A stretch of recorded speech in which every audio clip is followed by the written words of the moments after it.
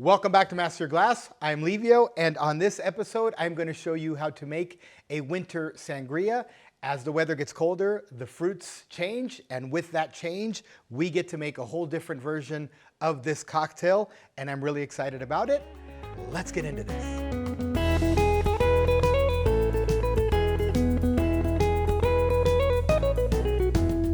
As it is in the tradition of this drink, both in Spain and in Portugal, I like to keep this cocktail very simple, so I don't fill it with a bunch of fruits and a bunch of sweeteners.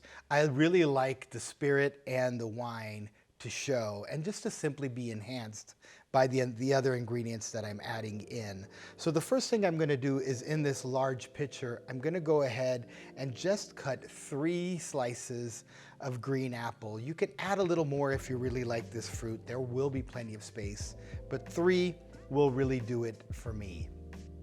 The next thing I'm gonna do is I'm gonna take a lemon. Now, because in this sangria, I also put 4 cloves, and I keep it easy on the cloves because white wine doesn't like all that clovey spice flavor with it. So I'm gonna go ahead and just stab 4 cloves inside of this lemon.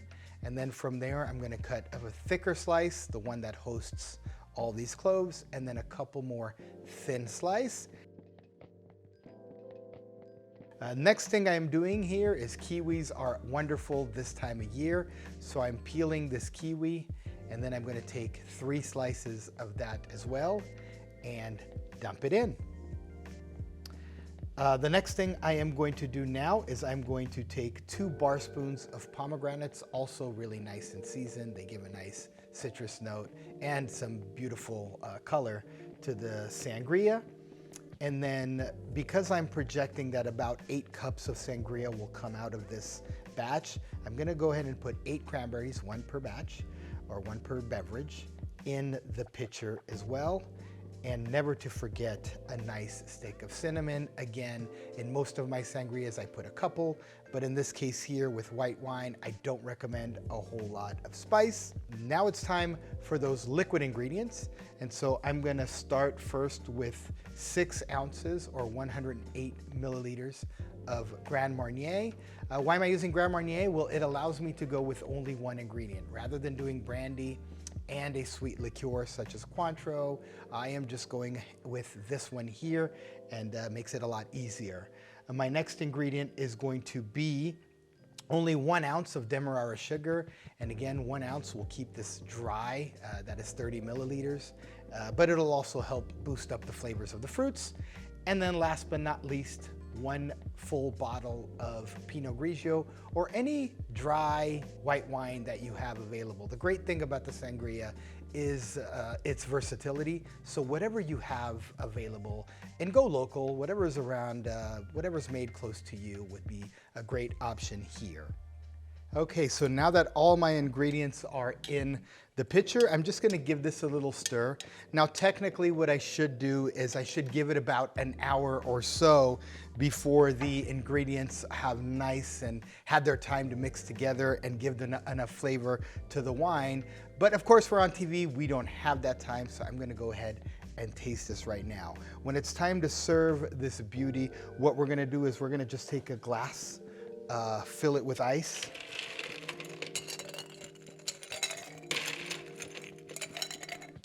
Just like so. Put a little coaster here. Now what I'm going to do is I'm just going to go ahead and pour this in.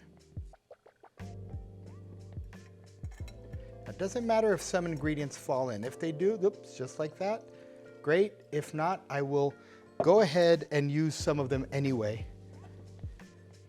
because I do want the drink to look pretty. So we'll add a little piece of the apple. We'll add another cranberry here. We will add, some of the kiwis are on the bottom, so I'll go digging. And I will go digging.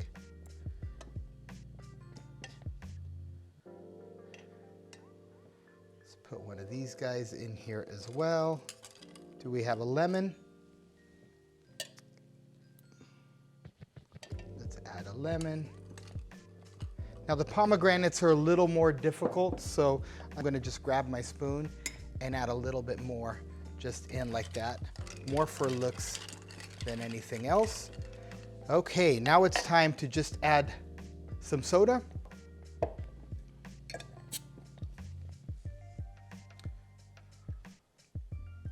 Okay, there we go. Now, another option that you can do too is literally to pour the entire bottle of soda in here, which is exactly what I'm going to do.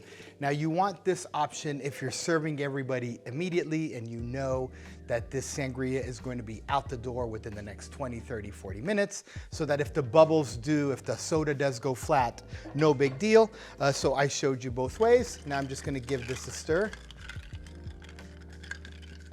And there we have it. So now I get to try it.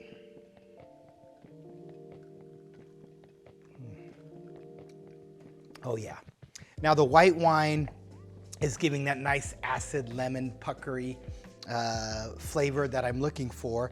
Of course, the simplicity of the ingredients, I didn't want to overwhelm it with fruit, as you noticed, is giving me those nice little flavors of fruit. I'm getting that green apple. I'm getting that lemon even more so from the pomegranates. They're popping out this almost like acidic lemon flavor.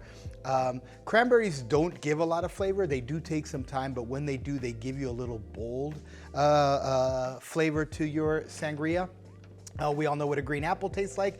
It adds to it. And then the very cool part is that the Demerara sugar is giving this a little bit more richness, right? This is for the cold weather, even though it's made with white wine.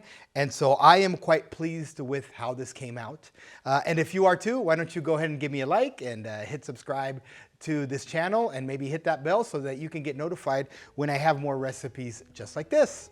I guess that's it. I hope you all have a great day, and please do come back to Master Your Glass with me, Livio, where you get expert instruction for everyday consumption.